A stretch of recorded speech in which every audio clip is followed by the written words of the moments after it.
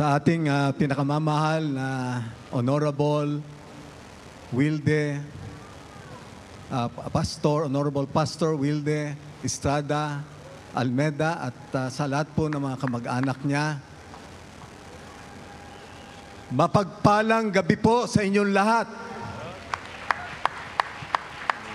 Praise the Lord, hallelujah. Ako po ay nabubuhay o nasa inyo ngayon nabuhay kasi I am living on borrowed life for 34 years and 10 months. Namatay na po tayo pero napakabait po ng ating mahal na Panginoong Jesus.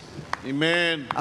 I had 67 shrapnel wounds, yung pancreas ko sumabog, yung portion ng left lobe ng liver ko, 6 feet sa small intestines ko binawas. Ganyan po kabait ang ating Panginoon at nandito po ako ngayon at magbibigay lang po ng magandang testimonial dahil po sa ating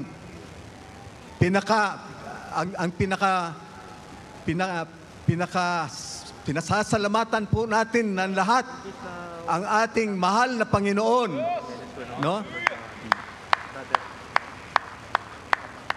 At gusto ko rin pong batiin ng 24th anniversary po ng Victorious Talipaw Mission, Peace Mission.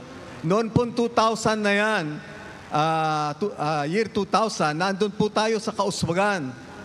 March po, nung nakipagbakbakan naman tayo sa mga MILF. Nung maitulak na po namin sila, papuntang Abubakar, at nakuha na natin yung Abubakar, yung unit ko po ang pinadala sa Talipaw. At doon ko po nalaman yung sakripisyo at paghihirap po ng ating pinakamamahal, Honorable at Pastor Wilde Estrada Almeda. Amen. Praise the Lord. Hallelujah. Kung siya po, spiritual, yung laban niya noon time na yun, yung mission niya, tayo naman po, nakipagbakbakan tayo sa MILF ng 24 hours, no? Kung saan doon ko po nakita uli ang milagro na kayang maibigay ng ating mahal na Panginoon. Amen. Hallelujah. Noon pong napalibutan na po ako, nung gabi pa lang, nag-umpisa yung bakbakan namin, yung nasa harap ko, yung nasa kanan ko, tumutumba sila, yung radyo ko nasira. Saan ako pumunta? Pinapaulanan ako ng mga sniper shots.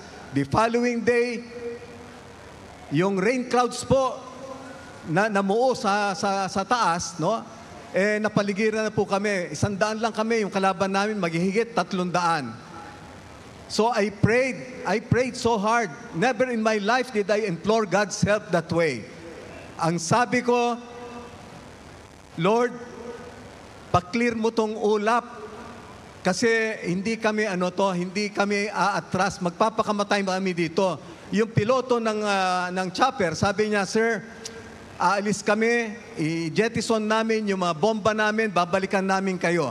Ang sabi ko sa kanya, pag umalis kayo dito, wala na kayong babalikan. So I prayed so hard. Never in my life did I implore God's help that way. And suddenly, nag-clear po yung ulap. Ang sabi nung piloto, Sir, saan po kayo dito? Binigay ko sa kanya yung location ko. Habang pababa siya, pinaulanan siya ng 50 caliber ng kalaban. Nung sumunod, binagsak yung bomba ng OB-10, naglundagan yung mga rebelde. Sigurado ko, mas marami silang casualties. But, sabi ho nila, isang milagro yung nangyari kasi bakit nag-clear yung ulap. Ganon po, kabuti yung ating Panginoon. Amen. Praise the Lord.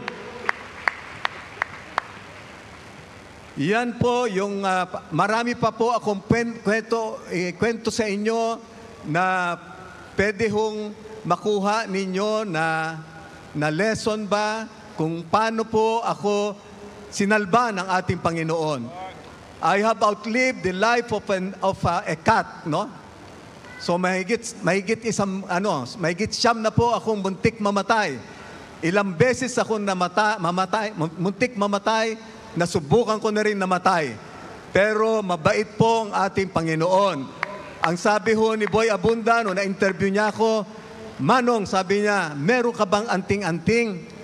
Ang sagot ko po sa kanya, alam mo boy, malakas lang ang pananalig ko sa ating Panginoon. Amen. Praise the Lord. So yan po ngayon ang Ariel Kerubin, dating berdugo. No, nakalaban po lahat ng armadong grupo sa Pilipinas in actual combat. No? 2 beses din po nakulong, 2 beses nabigyan ng amnesty, namatay. All for love of God, country, and people. Amen. So yan po ang buhay ng Ariel Kerubin. Madali lang naman ho nyo masundan. I-google lang ninyo, naandun na po yung pangalan ko. Again, ang aking double honor and respect po kay Honorable Pastor Wilde Estrada Almeda at sa kanyang mga kamag-anak po. Saludo po ako sa inyo. Amen. Praise the Lord. Amen. Praise the Lord. Hallelujah.